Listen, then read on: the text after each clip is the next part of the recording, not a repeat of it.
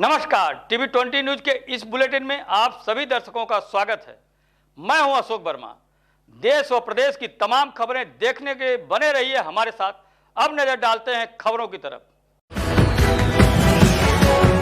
आजमगढ़ में जो कि भूकंप की तीव्रता से तीसरे जोन में आता है, ऐसी स्थिति में दुर्भाग्यवश अगर कभी भी संभावना बनती है तो यहाँ पर रिचर स्केल 7वीं की तीव्रता तक से भूकंप का खतरा हो सकता है। ऐसी स्थिति में बहुत बड़े नुकसान का खतरा हो सकता है। इसी प्रकार अन्य भी प्राकृतिक आपदा है जिनसे जानमाल की क्षति हो सकती है। इन्हीं सब आपदा से निपटने को लेकर आजमगढ़ प्रशासन की तरफ से जिला मुख्यालय पर कलेक्ट्रेट के सामने बाहर से आई एनडीआरएफ की टीम और प्रशासन और तमाम विभागों के संबंध को लेकर मार्ग ढील की गई। आपदा विभाग के नोडल अधिकारी और एडीएम वित्त राज्य साधक भगत सिंह ने बताया कि एनडीआरएफ की 40 सदस्य टीम की मौजूदगी में मार्ग ढील की गई है। मकसद है कि हम ये जान सकें कि हमारी कमियां कहाँ रहती हैं। बीइंग एनडीआरएफ आज की एक्सरसाइज से हमें पता है कि कहाँ हमें और सुधार करने की जरूरत है, और अगर रियल सिचुएशन में ऐसी कोई घटना होगी तो हम किस तरह से अच्छा रिस्पांस और बेहतर करने की कोशिश करें, और किन जगह पे हमें जो कमियां पाई गई हैं उसको हम समय रहते पूरा कर लें। ये एक्चुअल समय पे अगर कहीं ऐसी हादसे होते हैं तो जान माल का और जो भी प्रॉपर्टी है उसका नुकसान कम से कम किया जा सके। साथ ही साथ जो हमारे दूसरे विभाग हमारे साथ सहयोग कर रहे थे, चाहे फायर है, पुलिस है, हेल्थ है और पीएसी है, एनसीसी, एनएसएस और तमाम सारे डिपार्टमेंट जिन लोगों ने भी यहाँ सहयोग किया, उन लोगों को भी ये शायद एहसास हुआ होगा कि हमारा अगर कोई रोल उसमें हम कामयाब होंगे। एडमिनिस्ट्रेशन ने बहुत ही एक्टिवली, मैं एडीएम साहब का धन्यवाद करना चाहूँगा कि बहुत ही एक्टिवली रोल अदा किया है और बहुत ही इंटरेस्ट किया है। और मुझे उम्मीद है कि आजमगढ़ में कभी भी कोई सिचुएशन ऐसी बनेगी तो आपका प्रशासन यहाँ सक्षम है और पूरे दिल से और पूरे एनर्जी से ये लगेंगे और लोगों का जीवन और जो जान माल का नुकसान है उसको कम करेंगे। आप लोगों का कोई सुझाव हो तो वो माइक मांग के बता भी सकता है, अदरवाइज मैं एडीएम एफआर जो यहाँ के चीफ एग्जीक्यूटिव अफसर हैं, जो डीडीएम में होता है, डिस्ट्रिक्ट डिजास्टर मैनेजमेंट अथॉरिटी, उनके सीईओ हैं, उनसे निवेदन करूंगा कि वो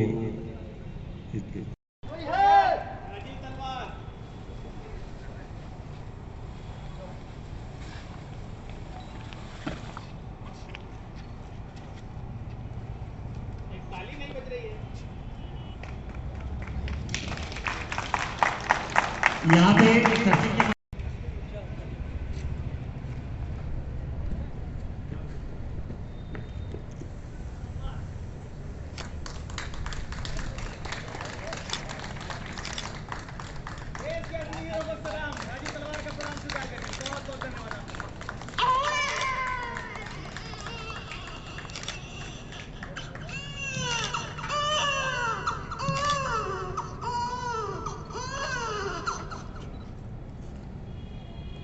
इस तरीके से प्रायोरिटी बेस पे एक छोटे बच्चे को बाहर निकाला जाता है।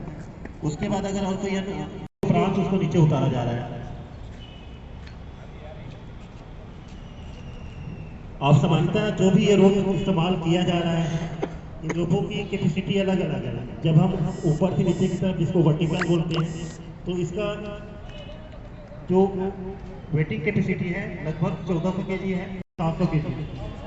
तो आप समानता रोप के माध्यम से चीज़ों की ज़्यादा रहेगा तो रस्सी टूटने की संभावना रहेगी। तो जो भी चीज़ें हैं वो एक्सपर्ट के द्वारा किया जा रहा है। जनरली इनके द्वारा देहरादून वगैरह में एडवांस ट्रेनिंग करते हैं, बेसिक ट्रेनिंग करते हैं जो रोप क्लाइंबिंग का, तो उनके द्वारा किया जा रहा है। तो आप इनको घर में नहीं करना है उसको।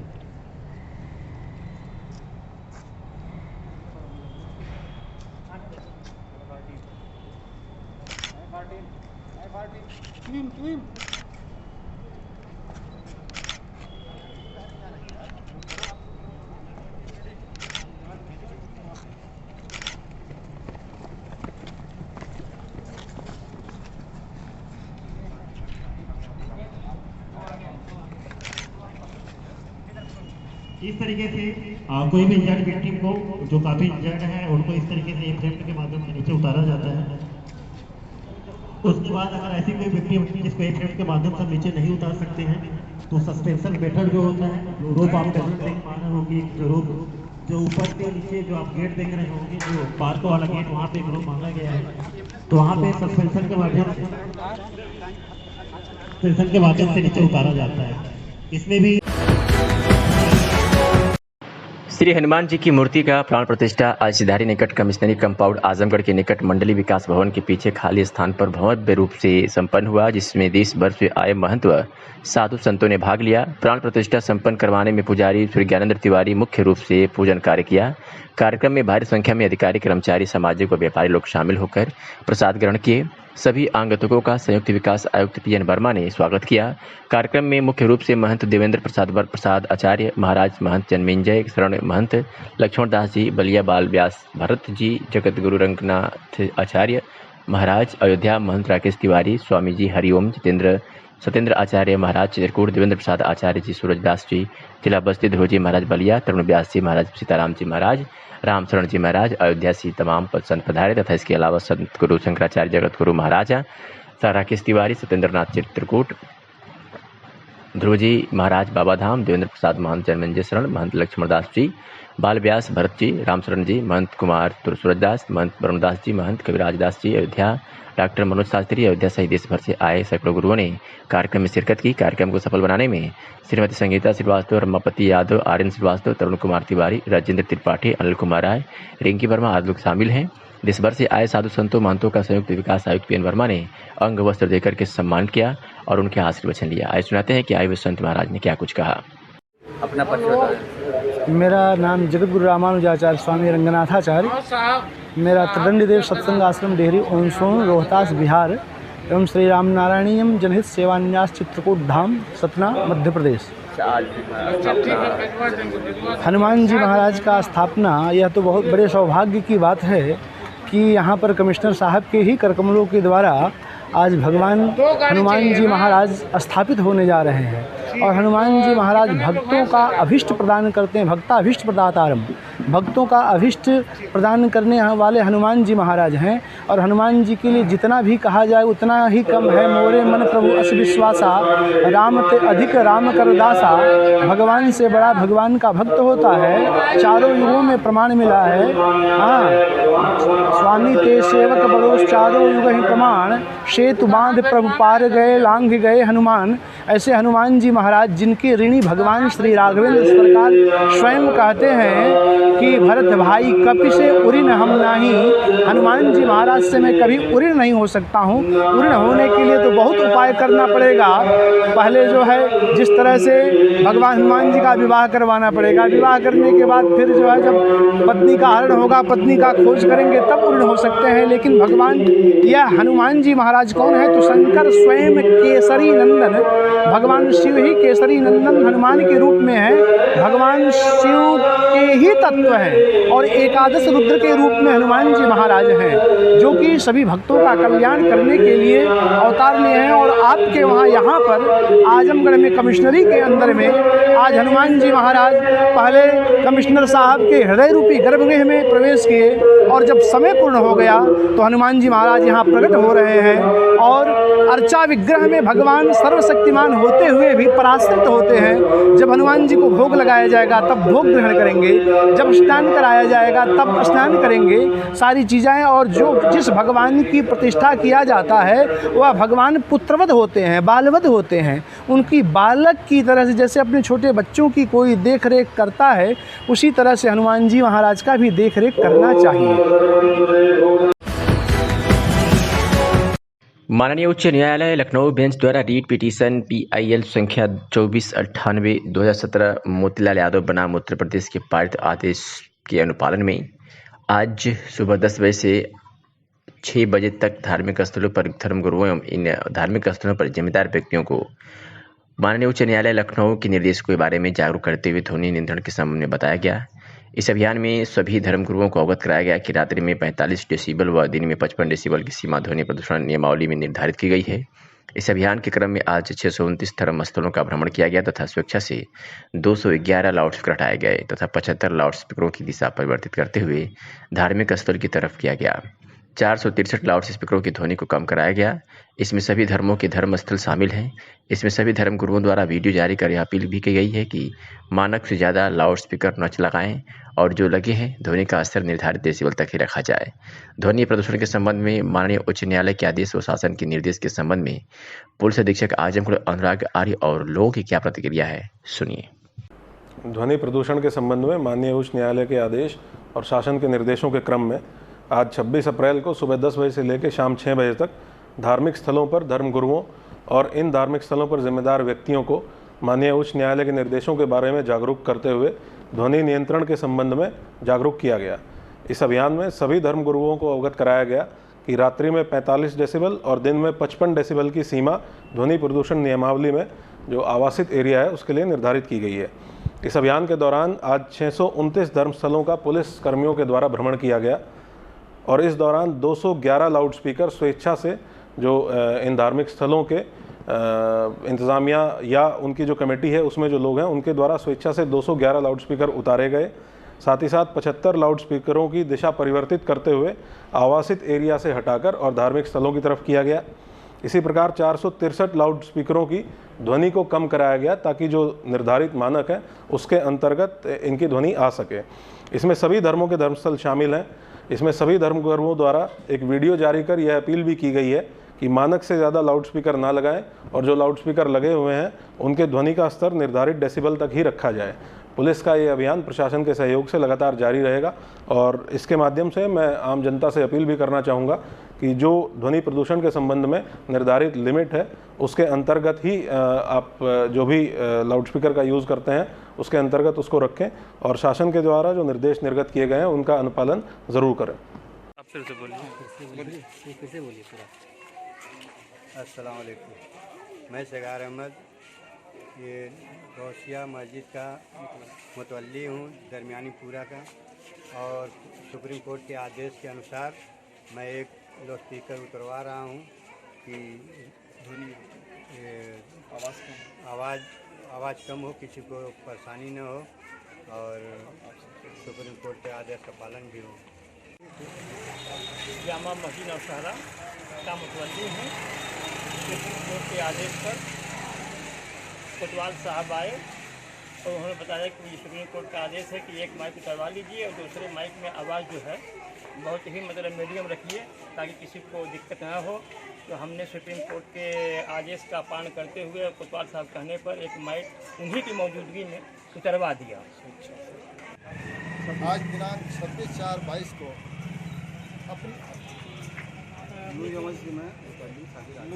नूरी मस्जिद का मुतवल्ली हाई कोर्ट के आदेश अनुसार मैंने अपनी मस्जिद में से 4 स्पीकर में से एक हॉर्न मैंने नीचे उतार दिया और मैं आप सभी लोगों से भी गुजारिश करूंगा जहां तक मेरी आवाज़ पहुंचे मैं कोशिश करूंगा कि धार्मिक स्थलों पर आप बजाएं लेकिन बहुत स्लो आवाज़ में बजाएं और कम से कम बजाएं। यही हमारी सबसे गुजारिश करते हैं आप नाम मेरा नाम अशोक प्रजापति है। मैं गांव सभा मिर्ज़ापुर का निवासी हूं और यहां से प्रधान प्रतिनिधि भी हूं। हमारे यहाँ काली जी जो मंदिर है वो करीब जो है 200 वर्षों पुराना है, इसलिए यहाँ पे हम लोगों ने लिखवाया है पौराणिक काली माता मंदिर।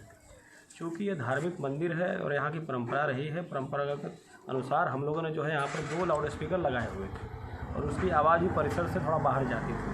लेकिन अभी हमको ज्ञात हुआ है कि माननीय सुप्रीम कोर्ट का आदेश आया है।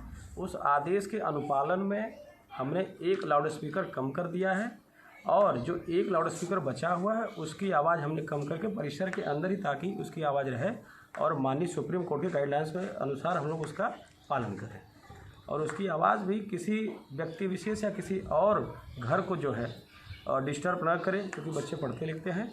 इसलिए माननीय सुप्रीम कोर्ट की गाइडलाइंस के अनुसार हम लोग जो है 1 हॉर्न कम करके 1 हॉर्न की आवाज़ कम कर दी है। धन्यवाद। मैं प्रतिज्ञा पांडे सराय में रोडवेज जनता बाल समिति का पुजारी हूँ और यहाँ पर जो 4 लाउड स्पीकर लगे थे सुप्रीम कोर्ट के गाइडलाइन और मुख्यमंत्री जी का गाइडलाइन के अनुसार हमने अपनी स्वेच्छा से 3 लाउड स्पीकर उतार दिया है और जो 1 लाउड स्पीकर है उसको सुप्रीम कोर्ट के गाइडलाइन के हिसाब से बजाया जाएगा। और हम ये अपील कर रहे हैं कि सब लोग इसका सहयोग करें और जिसे सराय मिल मार्केट में सद्भावना बना दें।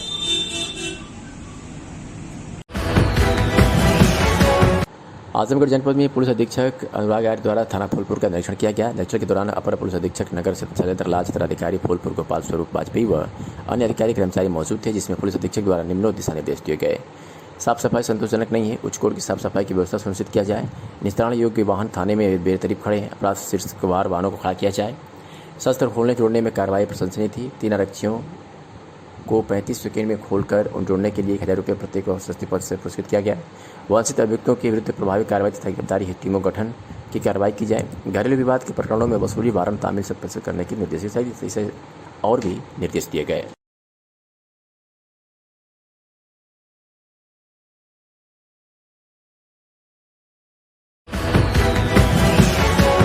श्री अग्रसेन महिला महाविद्यालय में मुख्यमंत्री योगी आदित्यनाथ द्वारा शुरू की गई डीजी शक्ति योजना के तहत आज महाविद्यालय के प्रबंध समिति अध्यक्ष अशोक अग्रवाल, प्रबंधक सुधीर अग्रवाल व कोषाध्यक्ष सुनील कुमार अग्रवाल एवं प्राचार्य डॉक्टर निशा कुमारी की उपस्थिति में बीए तृतीय वर्ष बीकॉम बीएड की छात्राओं को स्मार्टफोन का वितरण किया गया।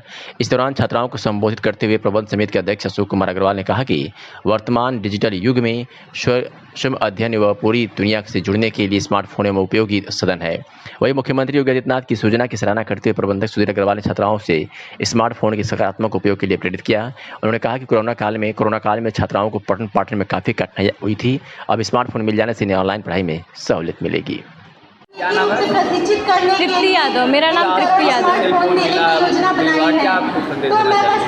हम ये संदेश देना चाहते हैं कि आज हमारे मुख्यमंत्री योगी आदित्यनाथ बहुत बड़ा काम किए हैं। हम सबको स्मार्टफोन दे करके बहुत अच्छा काम किए हैं, जिससे कि हम सबकी सबसे ज़्यादा ज़रूरी तो यही पढ़ाई ही है। हम सब पढ़ाई अब करेंगे मन लगा के और ऑनलाइन क्लासेस चलेंगी। इससे हम लोग की अब कोई दिक्कत नहीं होगी हम लोगों को पढ़ने में, और अब हम लोग अच्छे से पढ़ेंगे स्मार्टफोन क्या संदेश देना चाहेंगे और किसके लिए? मुख्यमंत्री जी क्या संदेश देंगे?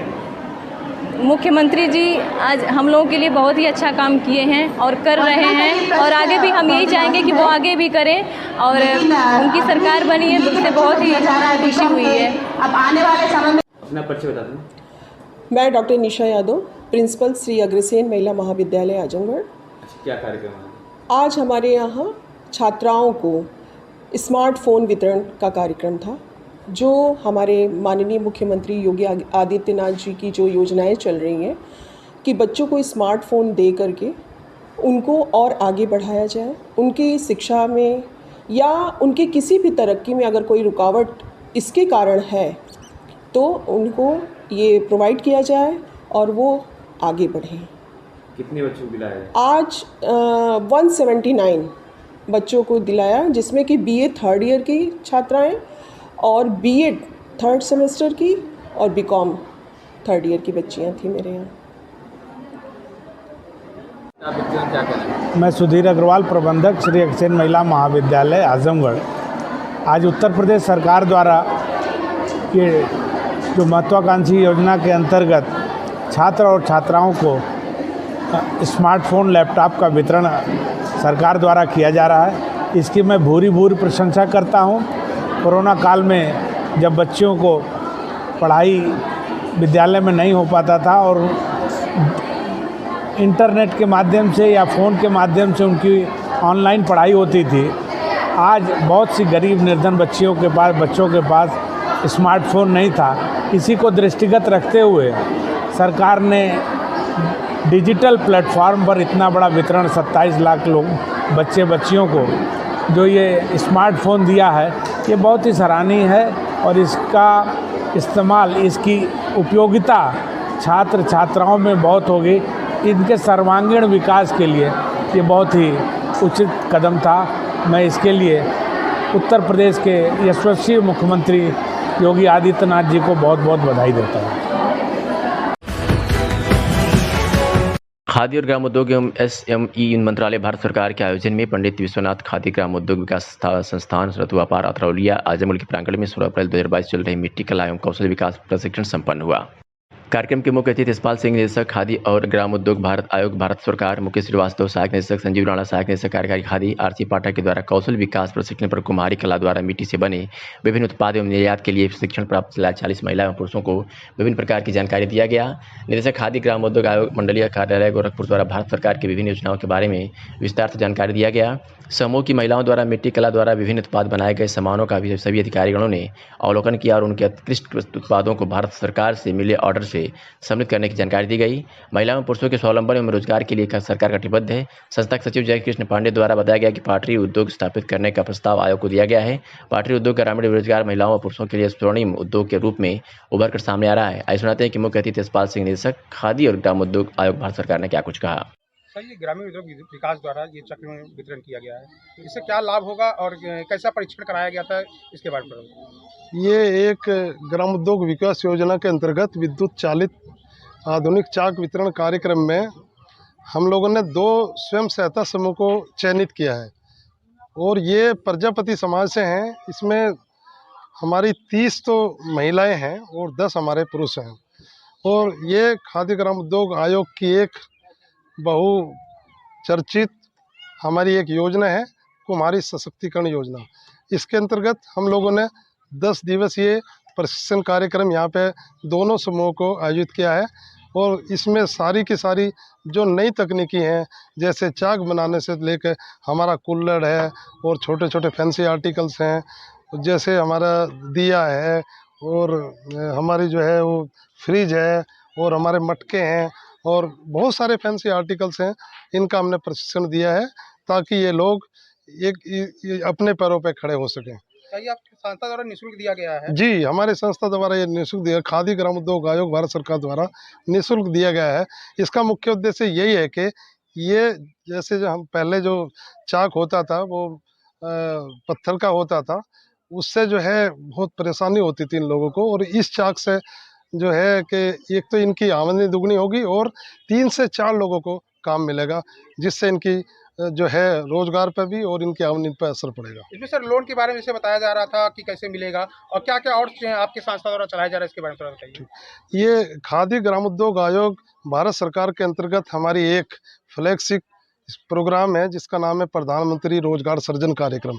इस योजना के अंतर्गत कोई भी हमारा भारत का नागरिक कक्षा 8 पास होना चाहिए और इसमें हम 35% तक की सब्सिडी देते हैं और ये बैंकों के माध्यम से जो है वो ऋण दिया जाता है और कक्षा 8 इसमें उत्तीर्ण होना चाहिए और एक जो है NOC सर्टिफिकेट जहां वो अपना काम शुरू करे, उसके साथ साथ जो है एक हम उसका जो है प्रमाण पत्र और इसके साथ साथ जो है 2 फोटोग्राफ होने चाहिए और वो एक ऑनलाइन आवेदन अप्लाई कर सकता है और उसका लोन तुरंत सैंक्शन होने के बाद में उसको 35% सब्सिडी बैंक द्वारा जो है उसके खाते में दे दी जाती है, जो खादी ग्राम उद्योग आयोग भारत सरकार द्वारा दी जाती है।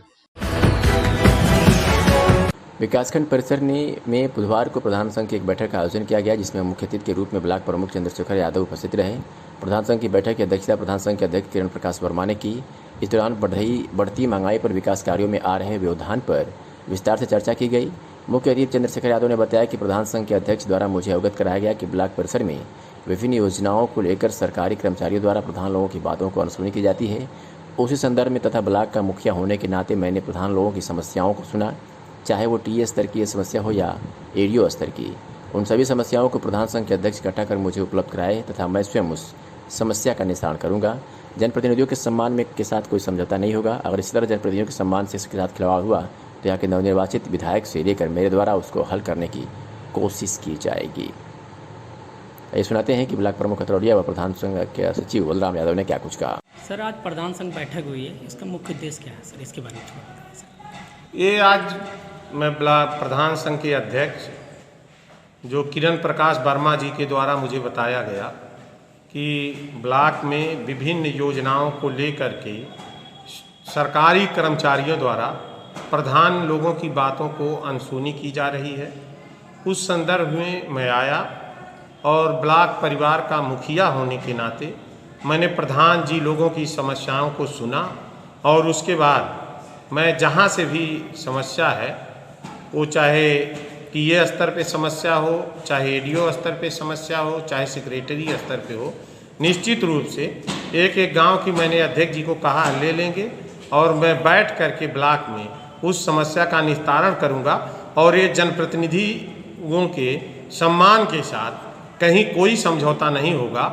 इनको सम्मानित तरीके से हर काम होगा और जो जनप्रतिनिधियों के सम्मान के साथ मैं आपके माध्यम से बताना चाहता हूं कि अगर जनप्रतिनिधियों के सम्मान के साथ खिलवाड़ हुआ तो न केवल हम ही बल्कि यहाँ के निर्वाचित विधायक से लेकर हम लोग अभी तो खुद एक परिवार का मुखिया होने के नाते उसकी पंचायत में बात अपना करके हल करने की कोशिश करेंगे। अगर सुधार नहीं हुआ तो हम लोग इसके चाहे जहाँ जाना हो, निदेशक लखनऊ से लेकर आजमगढ़ तक भी प्रधानों की बात को लेकर के जाने में हमें कोई गुरेज नहीं है। आज यहाँ जो बैठक हुई है प्रधान संघ, इसके बारे में थोड़ा सा बताइए। देखिए, प्रधान संघ की बैठक हुई है ब्लॉक पर। प्रधानों की कुछ समस्याएं हैं, जैसे सरकार द्वारा ग्राम पंचायत में जो भुगतान किया जाता है ईंट का, वो 11,000 रुपया 11,800 रुपया प्रति टाली प्रथम दर्जे की ईंट, जबकि मार्केट में प्रथम दर्जे का ईंट 15,000 रुपया प्रति टाली मिल रहा है। इस स्थिति में बताइए 3,200 रुपया प्रति टाली जो घाटा जाएगा वो प्रधान कहाँ से ला के उसकी पूर्ति करेगा। दूसरी समस्या हम लोग है, सरकार द्वारा 325 रुपया 26 रुपया प्रति बोरी सीमेंट का भुगतान किया जाता है ग्राम पंचायत में काम, जबकि मार्केट में 470 रुपया प्रति बोरी सीमेंट मिलती है। यही हाल सरिया का, सरिया 5,000 रुपया प्रति कुंटल दर से भुगतान करते हैं और मार्केट में आज 10,000 रुपया प्रति कुंटल की दर से सरकार मनमाने ढंग से उसका मार्केट में वृद्धि कर रही है, जबकि ग्राम पंचायत में जो भुगतान होता है उसका एक निर्धारित रेट है कि मार्केट से आधे दाम पर। मनरेगा मजदूरों की स्थिति यह है कि 213 रुपया प्रति व्यक्ति प्रतिदिन की मजदूरी सरकार निर्धारित कर रही है। मिस्त्री की मजदूरी 370 रुपया प्रतिदिन की है, जबकि मार्केट में आप समाज से बिलोंग करते हैं, मार्केट में समाज में 300 रुपया मजदूर और 600 रुपया मिस्त्री प्रतिदिन का मजदूरी प्रति व्यक्ति की दर से लेते हैं। इस स्थिति में जब भी कोई काम का एस्टिमेट अगर 3 लाख रुपए का बनता है तो जब वो क्रियान्वयन होगा, शुरू हो जाएगा, धरातल पर उसका कार्य शुरू किया जाएगा तो उसका भुगतान 3 लाख रुपया ही किया जाएगा, जबकि काम कराने में उसका भुगतान क्रय न्यूनतम 4-4.5 लाख रुपया तक पहुँच जाएगा। इस हिसाब से जिस हिसाब से उसका रेट में वृद्धि है, इस समस्या के लिए हम लोग ब्लॉक पर आज अध्यक्ष पंचायत के संदर्भ में उनकी अध्यक्षता में ये बैठक की है कि सरकार यहाँ से ब्लॉक के प्रधान संघ के माध्यम से सरकार को हम लोग बताना चाहते हैं कि ये प्रधानों की समस्याएं हैं, इस पर विचार किया, आप लोग काम उस पर करावें, इस पर विचार किया जाए। विचार नहीं किया जाएगा तो फिर यदि रेट को बढ़ा करके सरकार नहीं देगी तो हम सब प्रधान अपने हाथ को उठा लेंगे, काम नहीं कराएंगे। अगर सरकार आप लोग की मांगे अगर ना पूरी की तो उस पर आप लोग क्या करेंगे? हम लोग अपने हाथ को बंद कर लेंगे। सरकार नहीं कर रही है तो नियमता ये है कि ग्राम पंचायत सचिव जो है कि उसके प्रभारी होते हैं, वो काम को करावें। ये सरकार के आदमी है, ये काम को करावें, हमसे भुगतान ले लें। इनका बिहेव भी अच्छा नहीं होता, मैं तो बता रहा हूँ, इस पर भी हम लोग विचार कर सकते हैं कि ग्राम पंचायत के जो सचिव हैं इनका बिहेव ग्राम प्रधान के प्रति अच्छा नहीं रहता।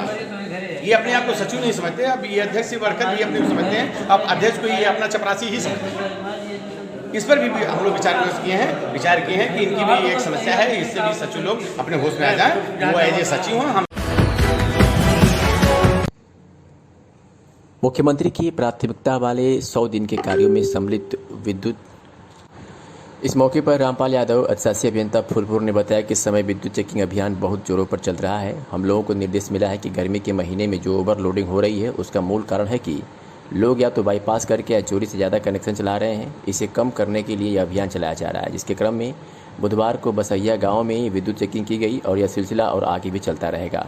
लेकिन जो चेकिंग बसैया गांव में की गई है उसमें जो आउटकम आया है, लगभग 90 कनेक्शन चेक किए गए हैं, जिसमें 23 कनेक्शन वैध पाए गए हैं। कुछ कमियां बकाया या चोरी और उससे संबंधित थी। इस प्रकार की जो अनियमितताएँ थी उसी आधार पर 65 कनेक्शन विच्छेदन किए गए हैं। चोरी के 27 स्पष्ट प्रकरण है, जिस पर थाने में FIR दर्ज किया जाएगा। वही 10 लोगों का लोड कम था, उनका भार वृद्धि किया जाएगा। इसी के साथ एक और अभियान चल रहा है, जहां बिना मीटर के कनेक्शन चल रहे हैं वहां मीटर लगाया जा रहा है। इस अभियान के तहत 18 घरों पर मीटर लगाए गए हैं और अभी मीटर लगाने का कार्य चल रहा है। वह मुख्यमंत्री जी की प्राथमिकता में है 100 दिन में सभी विभाग सुधारें करें। उसी क्रम में 100 DH के वर्किंग में यह भी सम्मिलित है। सुनाते हैं कि रामपाल यादव अधिशासी अभियंता फूलपुर ने क्या कुछ कहा।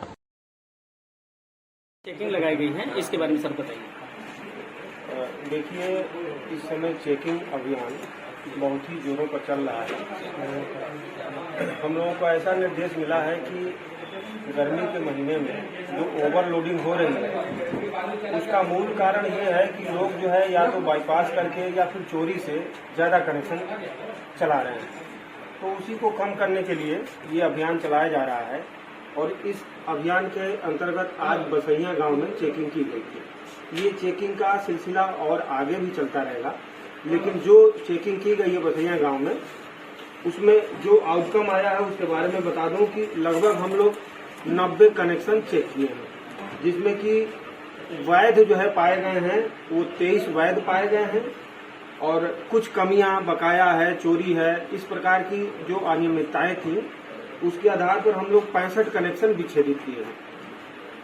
चोरी के स्पष्ट प्रकरण 27 हैं जिस पर कि एफआईआर किया जाएगा थाने में।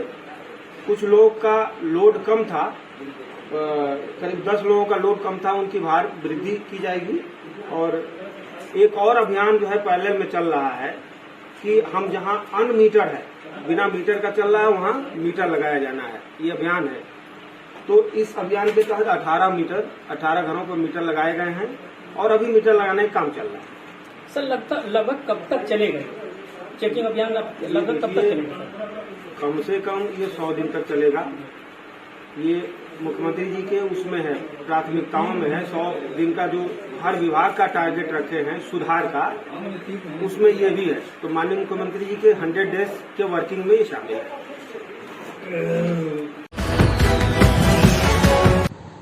एसडीएम कोर्ट में कार्यरत मुहर्रिर सुभाष यार के कार्यालय में राजेंद्र प्रसाद द्वारा अधिवक्ता विपिन सिंह के साथ दुर्व्यवहार किए जाने से अधिवक्ताओं ने न्यायिक कार्य से विरत होकर अधिवक्ता संघ के अध्यक्ष अनिल वर्मा के नेतृत्व में एसडीएम प्रेमचंद मौर्य को ज्ञापन सौंपा। बताते चले कि अधिवक्ता विपिन सिंह ने अधिवक्ता संघ में उक्त दोनों मुहर्रिर के विरुद्ध संघ में शिकायती पत्र देकर अवगत कराया। शिकायत को गंभीरता से लेते हुए तत्काल संघ भवन में संघ के अध्यक्ष अनिल वर्मा की अध्यक्षता में बैठक आयोजित की गई। संचालन संघ के मंत्री अशोक यादव ने किया। इस दौरान उपस्थित सभी अधिवक्ताओं ने सर्वसम्मत से निर्णय लिया कि दोनों मुहर्रिर को हटाया जाए और एसडीएम को पत्रक सौंपा जाए। इस दौरान उपस्थित अधिवक्ताओं ने यह भी कहा कि जब तक उक्त दोनों मुहर्रिर को नहीं हटाया जाएगा तब तक एसडीएम कोर्ट, तहसीलदार कोर्ट, नायब तहसीलदार कोर्ट का न्यायिक कार्य नहीं किया जाएगा। उक्त प्रस्ताव के प्रति एसडीएम प्रेमचंद मौर्य को सौंपा गया। आश्वासन दिया कि जांच कर कार्रवाई होगी। मैं अनिल कुमार वर्मा, अध्यक्ष बार एसोसिएशन में नगर आनंद। क्या मामला है तहसील में? मामला यह है कि तहसील में जो यहाँ पर बाबू नियुक्त हैं जी, वह अपना स्वयं कार्य नहीं कर रहे हैं। हर बाबू के पास एक प्राइवेट मुहर्रिर रखा गया है और प्राइवेट मुहर्रिर रखने का मतलब कि मुहर्रिर खुलेआम पैसा मांगता है, जनता से मांगता है, यहाँ तक कि अधिवक्ताओं से मांगना शुरू कर दिया है, बड़े पैमाने मांगता है और थोड़ा सा पैसा समय दिया जाए तो कागज नहीं निकालता है, बाबू मुँह का देखते हैं। यह सब काम तहसील में नगर बाबू के चलते हो रहा है। और जैसे फौजदारी बाबू है एडीएम साहब के यहाँ, वो 5 साल हो गया है, जबकि हम तो यही जानते हैं कि 3 साल से ऊपर कोई नहीं रह सकता है, लेकिन 5-5 साल तक जो भ्रष्टाचार केंद्र बनाए बैठे हुए हैं वह एक काम नहीं देखते हैं। उनका काम जो है कि मुहर्रिर देखता है, जिसके कारण आए दिन अधिवक्ताओं से बातचीत होती रहती है। अभी कल अधिवक्ता से विवाद हो गया था तो एक लेटर दिया गया है एसडीएम साहब को कि आप जो है कि जो मुहर्रिर जितने हैं उनको हटाइए या उनको काबू करिए, कि वो काम करें और स्वच्छता से काम करें, पारदर्शिता से काम करें, लेकिन ऐसा सुनवाई नहीं हो रही है। इसलिए अधिवक्ता संघ जो बाध्य होगा, ऐसा नहीं होता है, अंकुश नहीं लगाया जाता है। महाराजगंज विकासखंड परिसर के सभागार में आज क्षेत्र पंचायत सदस्यों और प्रधानों की एक बैठक बुलाई गई, जिसकी अध्यक्षता ब्लॉक प्रमुख सुनीता यादव ने किया। इस बैठक में ग्रामीण अंचल के विकास के मुद्दों पर चर्चा की गई तथा ग्राम स्तर व क्षेत्र स्तर पर कार्यरत समितियों के सशक्तिकरण के मुद्दे पर जोर दिया गया ताकि सरकारी योजनाओं का लाभ अधिक से अधिक ग्रामीणों को मिल सके। बैठक में उपस्थित क्षेत्र पंचायत सदस्य महासंघ के प्रदेश अध्यक्ष ओम प्रकाश तिवारी ने कहा कि ग्रामीण क्षेत्र के विकास के लिए सरकार की कई योजनाएं चल रही है, परंतु स्थानीय समितियों और इकाइयों से सशक्त न होने से ग्रामीणों को इसका लाभ नहीं मिल पा रहा है और वे विकास की मुख्य धारा से वंचित रह जा रहे हैं। ऐसे में स्थानीय जनप्रतिनिधियों का दायित्व और बढ़ जाता है। बैठक में मौजूद प्रधान संघ के हरीश पाठक ने सभी प्रधानों से आगे आकर ग्रामीण जागरूकता बढ़ाने की अपील की। इस बैठक में जिला पंचायत सदस्यों ने भी हिस्सा लिया। बैठक में खंड विकास अधिकारी बिमला चौधरी, ब्लॉक प्रमुख प्रतीक पारसनाथ यादव, अमरजीत यादव, सुशील राय सहित कई अन्य मौजूद रहे।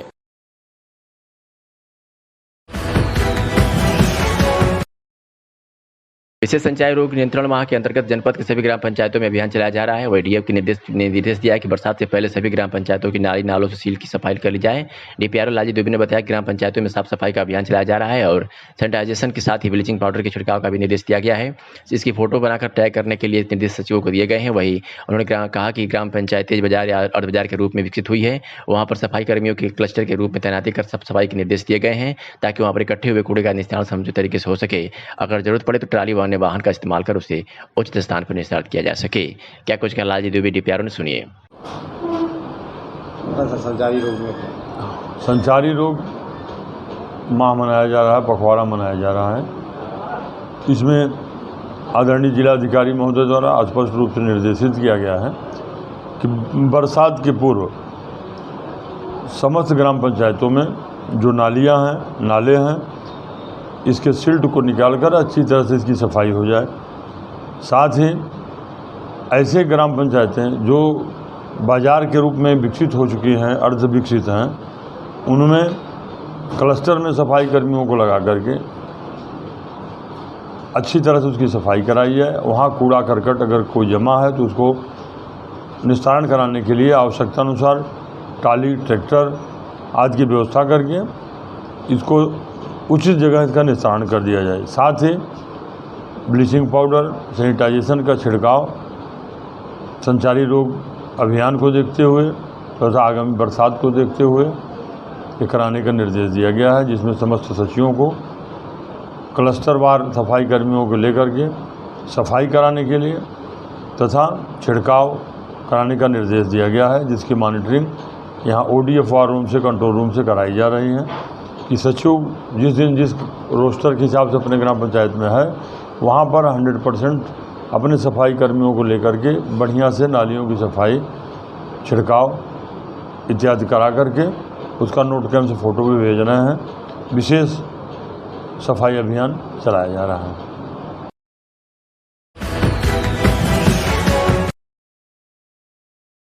दीनानाथ परमार सेवा चैरिटेबल ट्रस्ट के तत्वावधान में आरटीओ ऑफिस से सटे शिव मंदिर परिसर में चल रहे 9 दिवसीय श्री नारायण महायज्ञ व श्रीमद् भागवत कथा महायज्ञ के 5वां दिन भी जारी रहा। मुख्य अतिथि के रूप में पूर्व सहायक संभागीय परिवहन अधिकारी वसंत लाल त्रिपाठी व कमलेश तिवारी, हरिकेश विक्रम श्रीवास्तव, प्रदेश उपाध्यक्ष भारत अक्षय दल, गोविंद दुबे सचिव अभिभावक महासंघ, सौरभ उपाध्याय सचिव जर्नलिस्ट क्लब, दीना मिश्रा, मनोज पांडे व अन्य द्वारा दीप प्रज्वलित कर विधिवत शुभारंभ किया गया। आयोजित श्रीमद् भागवत ज्ञान कथा में कृष्ण जन्म प्रसंग उत्सव के कथावाचक शिवानंद महाराज ने ऐसा समाबाद दिया कि भागवत प्रेमी स्वयं को रोक नहीं सके। नंद के आनंद भयो जय कन्हैया लाल की धुन पर भक्त जमकर उठ झूमे। तिवारी जी श्रीमन नारायण महायज्ञ और कथा का आयोजन आप कर रहे हैं और लगातार लोगों को सम्मानित कर रहे हैं। आज कौन सा दिवस है और क्या कहना चाहेंगे? आज कथा का 5वां दिवस है और ये लोक कल्याण के लिए श्रीमद् भागवत कथा और श्री नारायण यज्ञ का आयोजन श्री दीनानाथ परमार सेवा चैरिटेबल ट्रस्ट के माध्यम से और शिव मंदिर समिति के द्वारा किया जा रहा है। और इस यज्ञ और कथा के एकमात्र उद्देश्य लोक कल्याण, सनातन संस्कृति का प्रचार और प्रसार है। और इसमें सभी जो भी अपने इष्ट मित्र आ रहे हैं उनको महादेव जी का स्मृति चिन्ह प्रदान करके, वस्त्र प्रदान करके सम्मानित किया जा रहा है, क्योंकि जो भी इस प्रकार के आयोजनों में आता है, बढ़ावा देता है, वह कहीं न कहीं से समाज को एक दिशा प्रदान करता है, एक संस्कार प्रदान करता है। उस संस्कार से अधिक लोग लाभान्वित हों, अपने अंदर वह संस्कार उत्पन्न करें, इस एकमात्र उद्देश्य से इस प्रकार का कार्य किया जा रहा है। काफ़ी विद्वान ब्राह्मणों द्वारा यज्ञ का आयोजन हो रहा है और पंडित शिवानंद जी भाई श्री, जो वृंदावन के एक सुविख्यात कथावाचक हैं, बाल व्यास हैं, उनके श्रीमुख से भगवान के गुणगान का, भगवान के चरित्र का, यहाँ पे सबको श्रवण का, पान करने का एक पुनीत पावन अवसर प्रदान हुआ है। क्या आपके मन में विचार आया कि आपने यज्ञ का आयोजन कराया? किसी भी अच्छे कार्य को करने के लिए समाज से ही हर व्यक्ति कुछ न कुछ स्वीकार करके कार्य को प्रारंभ करता है। विचार लोगों के अंदर एक आस्था अपनी सनातन संस्कृति के प्रति और लोगों के अंदर एक दूसरे के प्रति स्नेह, प्रेम, अध्यात्म के प्रति रुझान, और एक सदमार्ग पर चलने की प्रवृत्ति लोगों के मन में उत्पन्न हो, इस एकमात्र उद्देश्य से इस कार्य को किया गया। जैसा कि भी आपने कहा कि हमसे तमाम युवा जुड़े हुए हैं और ये सच्चाई आप लोग देखते भी होंगे कि वो तमाम धर्म कार्यों से ही जुड़े हुए हैं। कहीं किसी गरीब की सेवा करनी है, कहीं किसी को भोजन पहुंचाना हो, कहीं किसी के गरीब बिटिया का विवाह करवाना हो, तो हमारे ट्रस्ट के माध्यम से और अनेक युवा सिर्फ आजमगढ़ में नहीं, इस प्रदेश में जगह जगहों पे हमारे साथ जुड़ के समाज के लिए कुछ न कुछ करने का प्रयत्न कर रहे हैं और उनके मन का भाव है वो स्वतः करते हैं। यहाँ आपने जैसे देखा कि यहाँ सैकड़ों कार्यकर्ता युवा हैं, वृद्धों का सिर्फ हम लोगों ने आशीर्वचन लिया है, उनका एक सानिध्य प्रदान कर। आजमगढ़ में खुले से शौच मुक्त ग्राम पंचायतों के संकल्प को लेकर जिला पंचायत राज अधिकारी कार्यालय की तरफ से मॉनिटरिंग की जा रही है। जनपद में 1705 सामुदायिक शौचालयों को निर्मित कर हैंडओवर किया गया है। बुधवार को 18 की जांच में 4 शौचालय बंद मिले हैं, जिस पर कार्रवाई की गई है। अपर जिला अधिकारी पंचायत राज अधिकारी श्रीकांत दुर्वे ने बताया कि आजमगढ़ के सभी 1858 ग्राम पंचायतों को खुले से शौच मुक्त करने को लेकर अभियान चलाया जा रहा है। वही आजमगढ़ में सामुदायिक शौचालयों का भी निर्माण किया गया है, जहाँ पर देखरेख में के लिए ग्राम पंचायत शौचालय शौच मुक्त और समूह का भी स्थापना की गई है। समूह को ग्राम निधि से प्रत्येक माह 6,000 का भुगतान होता है। खास बात है कि सभी सामुदायिक शौचालय को क्रियान्वित स्थिति में जांचने के लिए जूम मीटिंग से चेकिंग की जाती है। सुबह 6:15 से किसी भी 22 ग्राम पंचायतों में स्थापित सामुदायिक शौचालय के लोग से जूम मीटिंग की जाती है। सर, क्या कार्रवाई की गई? हमारे जनपद में सामुदायिक शौचालय निर्मित हैं 1705, जिसका जियो टैग करके हैंडओवर भी कर दिया गया है। इसके क्रम में हमारे अपर जिला पंचायत राज अधिकारी द्वारा सुबह 6:30 बजे जूम से ये सत्यापन कराया जा रहा है कि क्या वास्तव में जो बने हुए शौचालय हैं वो क्रियाशील है कि नहीं है। वहाँ पे